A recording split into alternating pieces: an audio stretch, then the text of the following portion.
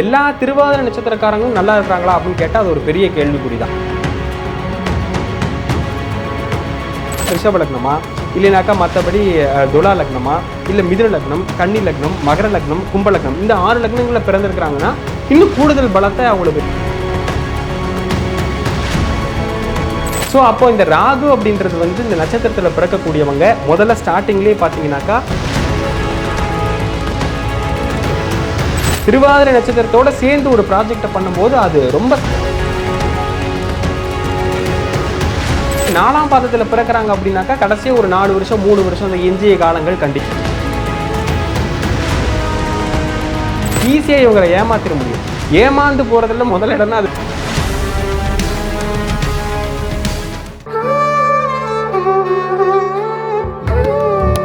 Astro Tamil அன்பு நேயர்களுக்கு வணக்கம். நம்ம சேனலில் தொடர்ந்து ஜோதிடம், ஆன்மீகம் அப்படின்னு பல இன்ட்ரெஸ்டிங்கான விஷயங்கள் வந்து பார்த்துட்ருக்கோம். ஸோ அந்த வகையில் இன்றைக்கி ஜோதிட ரீதியான விஷயங்கள் பேசுறதுக்காக நம்ம கூட கந்தனடிமை TM சௌந்தரராஜன் அவர்கள் இணைந்திருக்கிறாங்க. வணக்கம் சார். சேந்தனை கந்தனை, செங்கோட்டு விற்பனை, செஞ்சுடர் வேல் வேந்தனை, செந்தமிழ் நூல் விரித்தோனை, விலங்குவள்ளி காந்தனை, கந்த கடம்பனை, கார் மயில் வாகனனை, சாந்துணை போதும் மறவாதவருக்கு ஒரு தாழ்வில்லையே. அஸ்ட்ரோ தமிழ நேயர்கள் அனைவருக்கும் அன்பார்ந்த வணக்கங்கள். ஸோ இன்றைக்கி நம்ம என்ன பேச போகிறோம் அப்படின்னு பார்த்தீங்கன்னா ராகு நட்சத்திரத்தோட சிறப்புகள் பற்றி தான். இப்போ வந்து பிறக்கும் போதே ராகு தசையில் பிறக்கிறாங்க, ராகுவோட நட்சத்திரத்தில் பிறக்கிறாங்க அப்படின்னா அவங்களோட வாழ்க்கை வந்து எப்படி இருக்கும் அப்படின்னு சொல்லி தான் இன்றைக்கி டீட்டெயிலாக வந்து பார்க்க போகிறோம். ஒரு ராசியுமே ராகுவோட நட்சத்திரத்தில் இருக்கக்கூடிய ராசிகள் இதை பற்றி நம்ம டீட்டெயிலாக வந்து டிஸ்கஸ் பண்ணலாம். அதுக்கு முன்னாடி இப்போது ராகு நட்சத்திரத்தில் பிறக்கிறாங்க அப்படின்னா பிறக்கும் போதே வந்து ராகு தசையில் தான் வந்து பிறப்பாங்க. ஸோ சின்ன வயசுலேயே வந்து ராகு தசை வரது வந்து நல்லதா, அவங்களுக்கு வந்து நல்லது பண்ணுமா சார்? இதை பற்றி கொஞ்சம் சொல்லுங்கள். அதாவது பொதுவாக ராகு அப்படின்றது வந்து மிக ஒரு மிஸ்மரைசிங் பிளானட்னு தான் சொல்லணும். ரொம்ப அற்புதமான ஒரு கிரகம் வந்து ராகு. எல்லாரும் என்ன நினைப்பாங்க, இயற்கை பாவ கிரகம் தானே ராகு, கிரகணத்தை உண்டாக்கக்கூடியது ராகு, சர்பதோஷம் இந்த மாதிரி ரொம்ப கால சர்பதோஷம் இதெல்லாம் உருவாக்கக்கூடியது ராகு தானே, இது எப்படி இருக்கும் அப்படின்ற மாதிரி நிறைய அதை பற்றின நெகட்டிவ் இருக்குது ப்ளஸும் இருக்குது. ஆனால் என்னை பொறுத்த வரைக்கும் என்னுடைய சின்ன இந்த 15 ஆண்டு கால அனுபவத்தில் நான் என்ன சொல்கிறேன்னா, ராகு மிகப்பெரிய நன்மைகளை நிச்சயமாக அந்த ஜாதகர்களுக்கு செய்வாங்க. கூடுதலாக இந்த 27 நட்சத்திரங்களில் இந்த 3 நட்சத்திரங்கள் திருவாதிரை, சுவாதி, சதயம், இந்த 3 நட்சத்திரமும் பார்த்தீங்கன்னா ரொம்ப சிறப்பாக சொல்லக்கூடிய விஷயம் முழு நட்சத்திரம். ஒரு ராசிக்குள்ள உடைப்பட்ட நட்சத்திரம், உடைபடாத முழு நட்சத்திரம்னு இருக்கு. அதுல இந்த ராகுனுடைய நட்சத்திரம் அப்படி ராகுக்கு இது ரெண்டுமே பாத்தீங்கன்னாக்கா உடைபடாத நட்சத்திரம், முழு நட்சத்திரமா இருக்கும். இப்போ முழு நட்சத்திரமா இருக்கிறனால அதனுடைய வீரியமும் அதனுடைய ஸ்திரத்தன்மையும் ரொம்ப அதிகமா இருக்கும். அவங்களுடைய இந்த ஆற்றல் அப்படிங்கிறது ரொம்ப ரொம்ப விஸ்தாரமா இருக்கக்கூடிய ஒரு அமைப்பு. ஸோ அப்போ இந்த ராகு அப்படின்றது வந்து இந்த நட்சத்திரத்தில் பிறக்கக்கூடியவங்க முதல்ல ஸ்டார்டிங்லேயே பார்த்தீங்கன்னாக்கா சந்திரன் எந்த நட்சத்திரத்தின் மீது பிரயாணம் செய்கிறாரோ அன்னன்னைக்கு அவங்க பிறக்கிற குழந்தைங்க அந்தந்த திசையில ஆரம்பிக்கும் அப்படின்றத பார்க்கிறோம். அந்த வகையில் திருவாதிரை, சுவாதி, சதயம் இந்த 3 நட்சத்திரத்தில் பிறந்தவங்களுக்கு குழந்தையிலேயே என்ன ஆகும்னாக்கா ராகுனுடைய திசை ஸ்டார்ட் ஆகும். முதல் திசையே ராகு திசை தான். அதுக்கப்புறம் தான் 1 by 1 குரு, சனி இப்படி வந்துகிட்டு இருக்கும். அதில் ராகுவோட நட்சத்திரத்தில் எல்லா நட்சத்திரங்களுக்கும் 4 பாதங்கள் உண்டு. 4 பாதங்கள்னா அவங்களுடைய தசா அமைப்புகள் மொத்தம் எத்தனை ஆண்டு? இப்போ 18 ஆண்டுகள் ராகு தசை அப்படின்னா அது 4ஆல் வகுத்தோம்னா அந்த 4 பாதத்துக்கு நம்ம ஒரு கணக்கு போடுவோம். அந்த வகையில் திருவாதிரையில் 1, 2, 3, 4 இந்த மாதிரி பாதங்கள் அமைந்திருக்கிறது. இதில் எத்தனாவது பாதத்தில் அவங்க பிறக்கிறாங்களோ அதுக்கு தகுந்த மாதிரி எஞ்சிய திசையினுடைய ஆண்டுகள் அவங்களுக்கு வரும்.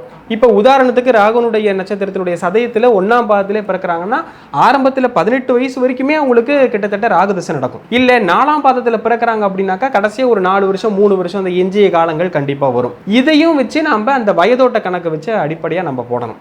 இன்னும் குறிப்பாக சொல்ல போனால் இதனுடைய ஸ்பெஷாலிட்டி என்னன்னு கேட்டிங்கனாக்கா ராகு வந்து ராசியாக அமர்ந்து, இப்போ இந்த ராசியினுடைய அமைப்பு சந்திரன் அந்த நட்சத்திரத்தில் உட்கார்ந்துருந்தா இந்த திசைகள் ஆரம்பிக்குது.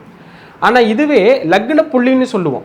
இதே மிதுன ராசி அல்லது துலா ராசி அல்லது கும்ப ராசியில் லக்னமாக விழுந்து, துலா லக்னம், கும்ப லக்னம், மிதுன லக்னம் இந்த மாதிரி விழுந்து ராகுனுடைய புள்ளியே அந்த லக்ன புள்ளியாக அமர்ந்ததுன்னா ஜாதகத்தையே கொஞ்சம் ரிவர்ஸில் பார்க்க வேண்டிய ஒரு சூழ்நிலை ஏற்படும். அப்போ என்னன்னு பார்த்தீங்கன்னா 2ஆம் பாவம் அப்படியே மாறும். மிதுன லக்னத்தில் திருவாதிரையில் ஒரு புள்ளியில் ஒரு நட்சத்திரம் விழுகுதுன்னா 2ஆம் இடம் அப்படிங்கிறது கடகமாக வராது, அது வந்து ரிஷபத்துக்கு கொண்டு போகும். அப்படி ரிவர்ஸில் வரும். இதில் சில மாறுபாடுகள் வரும். ஆனால் ப்ரிடிக்ஷன் பார்த்தீங்கன்னா பாரம்பரியத்தின் அடிப்படையில் எந்த பக்கம் எடுத்தாலும் அந்த கிரகங்களுடைய அமைப்புகள் நிச்சயமாக அதுக்கு பலன்கள் ஒரே மாதிரி ஒத்து போகும். இப்போ ராகுனுடைய திசை ஸ்டார்டிங்கில் இருக்குது அப்படின்னாக்கா இளமையிலேயே குழந்தையிலேயே ரொம்ப அதிகமாக என்ஜாய் பண்ணக்கூடியவங்களாக இருப்பாங்க. ஏன்னா ராகு அப்படின்றது போகத்தை சொல்லக்கூடியது, போகக்காரகன். எப்படி கேதுவுக்கு ஞானக்காரகன்னு சொல்கிறோமோ கொஞ்சம் படிப்பில் நாட்டம் வராது.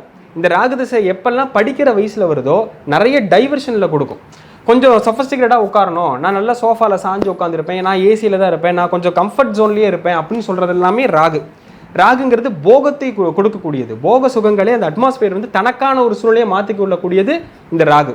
ஆனாலும் அந்த நட்சத்திரத்தில் பிறந்தவங்க மிகப்பெரிய சக்ஸஸ் அடைஞ்சிருக்கிறாங்க. அது நம்ம நிறைய பார்த்துருக்கோம். ஒன் பை ஒன் பார்ப்போம். Okay sir. இப்போ வந்து ராசி வைஸ் நம்ம பார்க்கும்பொழுது ஃபஸ்ட்டே வந்து மிதுன ராசி. மிதுன ராசியில் வந்து திருவாதிரை நட்சத்திரம் வந்து இருக்கு.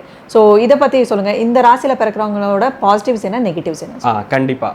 இப்போது திருவாதிரை அப்படின்னு எடுத்துக்கிட்டோம்னா அது சிவபெருமானுடைய நட்சத்திரம் அப்படின்றது எல்லாருக்குமே தெரியும்.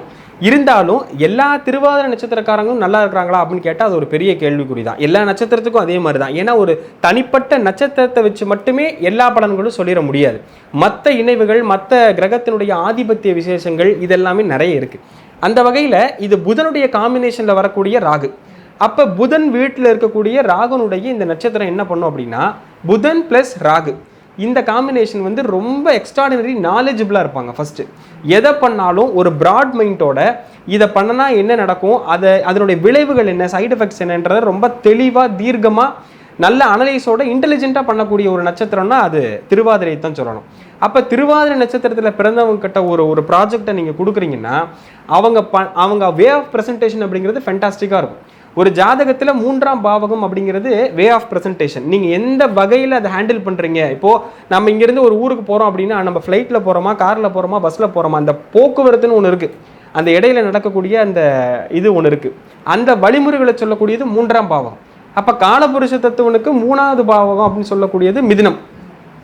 அந்த மிதுனத்தில் இருக்கக்கூடிய ராகு இப்போ ஒரு நியூஸ்லாம் அவங்க கிட்ட கிடச்சிருச்சுன்னா அவங்க சும்மாவே இருக்க மாட்டாங்க. டக்கு டக்குன்னு எல்லாத்தையும் பாஸ் பண்ணுவாங்க.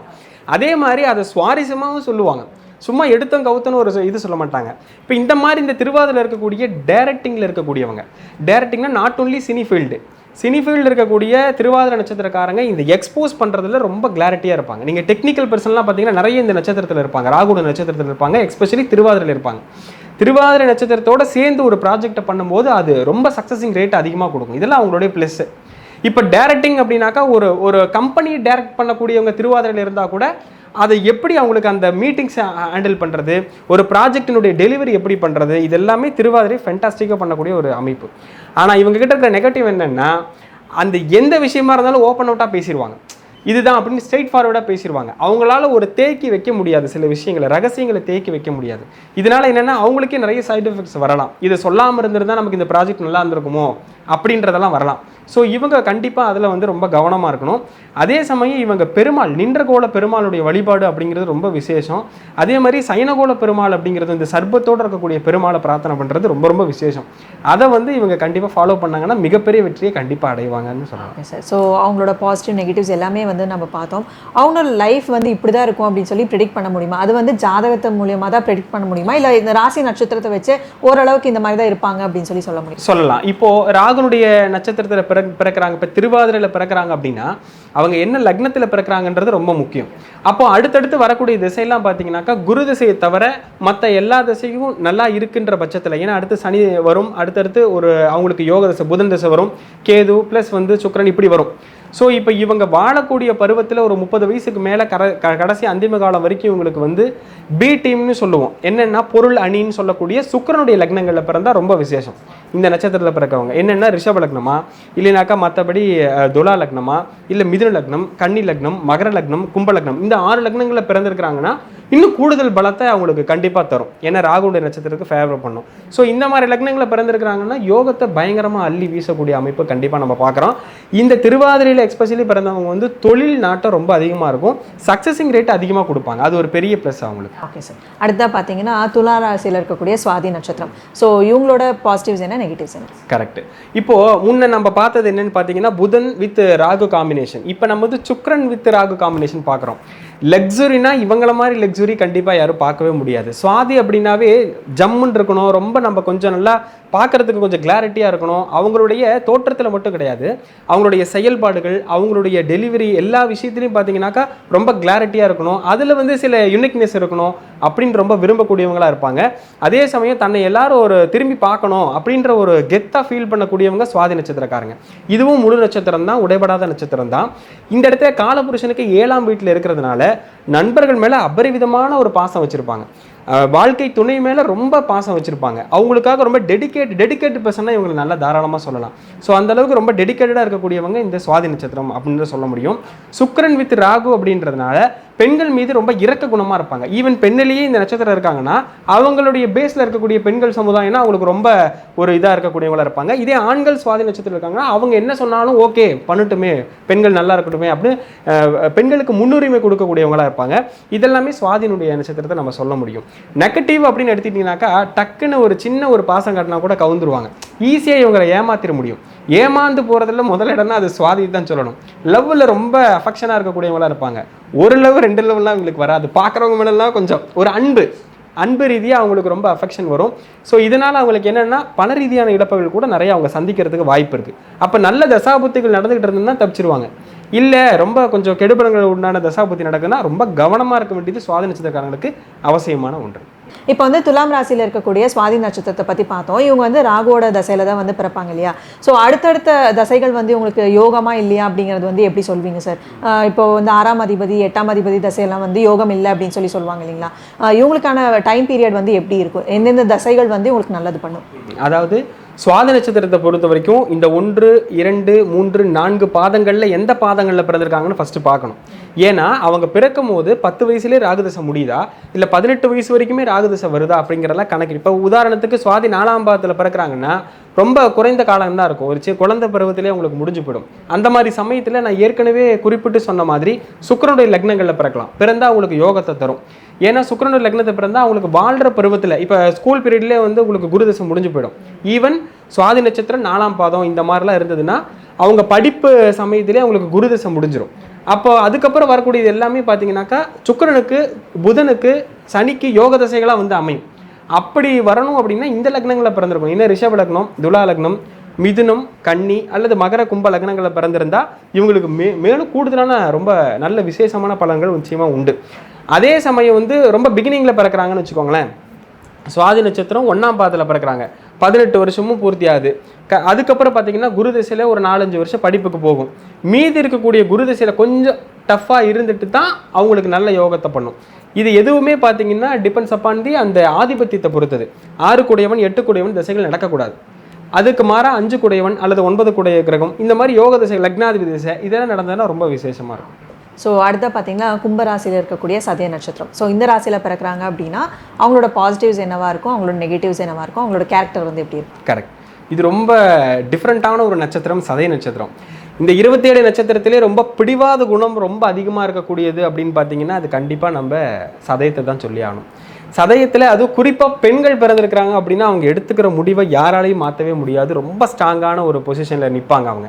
இந்த மாதிரியெல்லாம் வந்து கவர்மெண்ட்லேயோ இல்லை ஒரு நல்ல ஒரு போலீஸ் செக்டார்லேயோ இருந்தாங்க அப்படின்னாக்கா அவங்களுடைய முடிவை யாரையும் எதிர்த்து நிற்கக்கூடிய அமைப்பாக நம்ம பார்க்க முடியும்.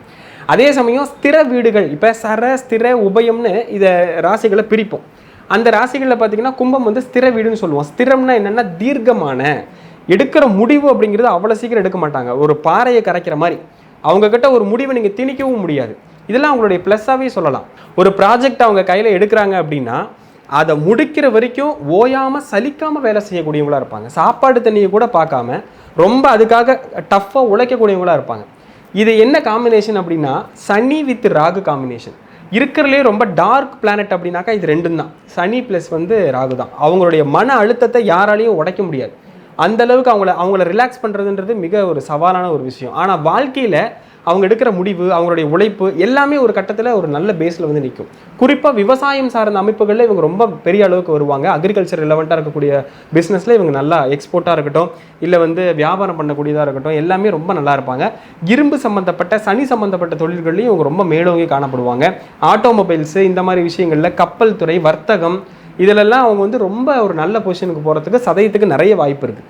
அதே மாதிரி சதயமும் முழு நட்சத்திரம் அப்படிங்கிறதுனால எந்த காலத்தில் பிறக்கிறாங்கன்றது ரொம்ப முக்கியம். சதயம் 1ஆம் பாதமா இல்லை 4ஆம் பாதமா எதுக்குள்ளே அவங்களுக்கு முடியுது அப்படிங்கிறது ரொம்ப முக்கியமான ஒரு விஷயம்.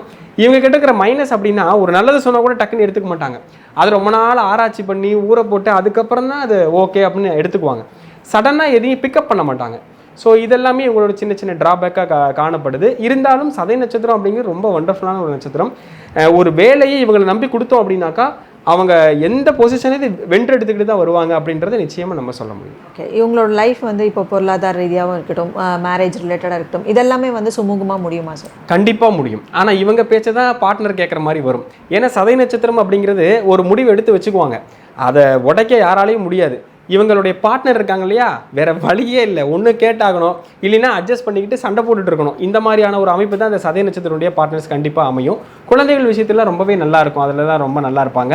குறிப்பாக லிங்க வடிவத்தில் இருக்கக்கூடிய சிவபெருமானை வழிபடுறதும் ஆதி கும்பேஸ்வரர் கோயிலுக்கு வருஷம் ஒரு முறை போயிட்டு வர்றதும் ரொம்ப விசேஷமான பலன்களை நிச்சயமாக கொடுக்கும். ஓகே, இந்த வழிபாடு எல்லாமே வந்து ராகுவோட நட்சத்திரத்தை பிறந்தவங்க யாரும் வேணாலுமே போகலாமா சார், இல்லை குறிப்பிட்ட இந்த நட்சத்திரத்துக்காரங்க தான் போகணும் அப்படின்னு ஏதாவது இருக்கு? கண்டிப்பாக சதயம் கும்ப ராசியில் இருப்பதன் காரணமாக இவங்க ஆதி கும்பேஸ்வரர் கோயிலுக்கு கண்டிப்பாக போகலாம்.